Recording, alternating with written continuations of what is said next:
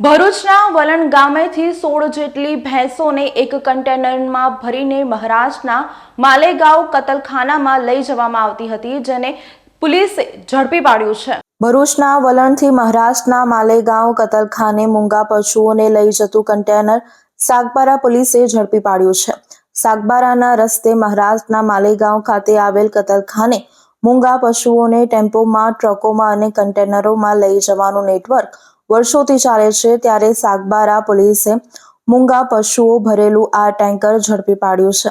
આ ટેન્કરમાં ભરૂચના વલણ ગામેથી 16 જેટલી ભેંસો ભરવામાં આવી હતી અને મહારાષ્ટ્રના માલેગાંવ ખાતે કતલખાને લઈ જવાતી હતી।